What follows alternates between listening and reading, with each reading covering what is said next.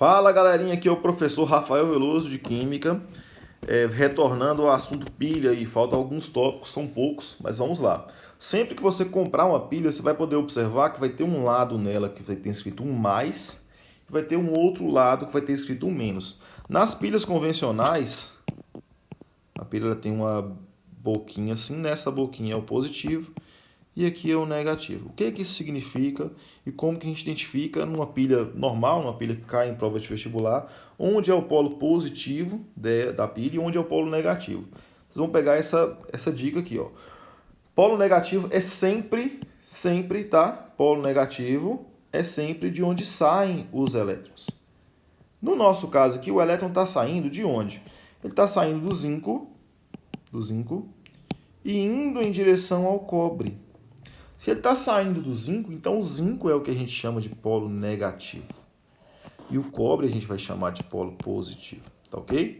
Então polo negativo e positivo tranquilo. Polo negativo é de onde sai o elétron, tá? Essa pilha ela tem que ter uma maneira de representar ela, porque imagina, se você for escrever uma prova, por exemplo, uma situação, e você tiver que fazer esse desenho aqui, que é chato de fazer, toda vez que você for falar de pilha. Então tem que ter um jeito mais simples de mostrar qual pilha que você está montando para alguém. Então o jeito que a IUPAC, que é quem organiza as coisas de química, montou para poder representar a pilha, é essa maneirinha aqui, ó. Então primeiro você coloca quem que vai oxidar no seu processo. No nosso caso, quem vai oxidar é o zinco sólido. Ele é quem vai oxidar. Essa barrinha aqui, ó, você coloca se o cara que vai oxidar, que é o zinco, se ele tiver em um estado físico diferente, né? Se tiver sólido e o outro aquoso, né? Se tiver em uma conformação diferente, você coloca a barrinha.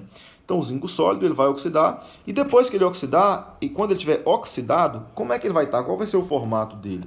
No nosso caso, ele vai virar zinco 2+, aquoso, tá? Duas barrinhas você vai colocar quando a sua pilha tiver essa ponte salina aqui, tá? Eu falo porque tem um outro tipo de pilha que no lugar da ponte salina, ela tem apenas uma parede porosa que separa aqui, ó. Ela não tem ponte salina, mas ela tem uma parede porosa. E essa parede porosa, na medida que o cobre ele vai saindo da solução aqui, que é a carga positiva, o zinco que vai sobrando do lado de cá, daqui sai zinco, né? Então aqui fica cheio de zinco 2+. Então esse zinco ele atravessa a parede porosa para poder balancear a carga do cobre. Então tem esse tipo de pilha também. Se tiver ponte salina, você coloca duas barrinhas. Se tiver parede porosa, que é essa paredezinha aqui, você vai colocar uma barrinha apenas. Então, no nosso caso, tem ponte salina, então são duas barrinhas, tá? Depois você vai colocar quem que vai reduzir. Na nossa pilha, quem reduz é esse cobrezinho 2+, aqui, o cobre 2+, ele chega aqui, ganha os elétrons e reduz. Então, aqui você vai colocar cobre 2+. E depois, como o cobre fica depois que ele já reduziu, que é cobre sólido.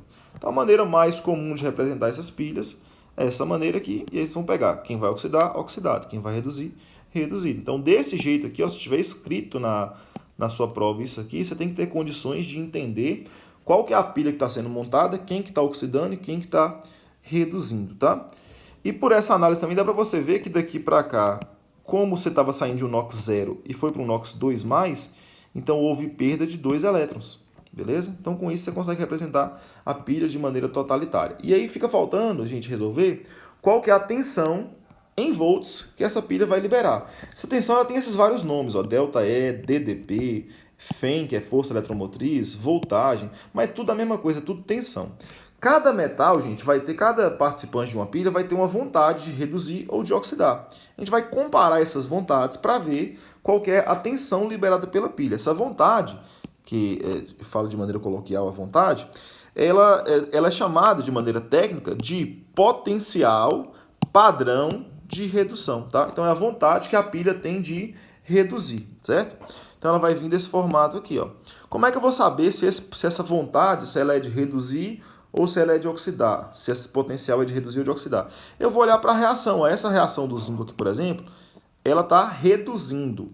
Então, esse Ezinho que vem logo após é a vontade que o zinco tem de reduzir, tá? Geralmente se coloca só a vontade mesmo de reduzir, tá? Mas tem que ficar esperto com a equação aí. A vontade que o zinco tem de reduzir é de menos 0,76 volts. A do cobre, ó, a reação do cobre aqui de redução, potencial de redução é de mais 0,34, beleza? Então aqui está listado as vontades que eles têm de reduzir. Quem que vai realmente reduzir? Porque sempre que um reduz, o outro tem que oxidar. Os dois não podem reduzir ao mesmo tempo, tampouco os dois podem oxidar ao mesmo tempo. Isso é uma lei máxima aí da eletroquímica. Se um reduz, né, o outro tem que oxidar. Se um dá o elétron, o outro tem que receber. Então aqui nessa avaliação nossa, ou o zinco ou o cobre vai reduzir. Um dos dois só, não os dois. A gente vai olhar quem vai reduzir pela vontade, pelo potencial. Perceba que o cobre ele tem mais vontade de receber elétron e de ficar nesse estado aqui sólido, que é o estado reduzido. Se ele tem mais vontade de ficar assim, de reduzir, então é ele que reduz e o zinco que oxida. Como é que eu vou saber, então, quantos volts vai ser liberado? Eu vou pegar e vou comparar esses potenciais de redução aqui, ó, do zinco e do cobre. Aí eu vou pegar que a voltagem liberada vai ser o potencial de padrão de redução maior. Qual que é o maior? 0,34 ou menos 0,76? A gente sabe que o maior é 0,34. Deixa eu colocar aqui, ó. Então esse potencial maior vai ser o potencial do cobre, que é mais 0,34. E aí na equaçãozinha tem esse menos aqui, eu vou colocar o menos. E aí o potencial padrão de redução menor, que é o do zinco, que é menos 0,76. Então fazendo essa continha, eu chego ao valor de mais 1,1 volt, beleza? Então essa é a tensão que a pilha de cobre e zinco, né, se tiver no estado padrão, que é 1 bar de pressão, 25 graus Celsius, e essas concentrações dessas soluções de 1 mol por litro, ele vai acabar liberando 1,1 volt, tá? Se você fizer essa conta e der um valor negativo, gente, faça de novo, tá? Porque não tem como uma pilha liberar uma tensão negativa. Para a pilha vai ser sempre positiva. Se você estiver falando de uma pilha que está funcionando, ela vai liberar uma tensão positiva, beleza? Então os pontos em relação à pilha são esses. Bons estudos aí. Um abraço.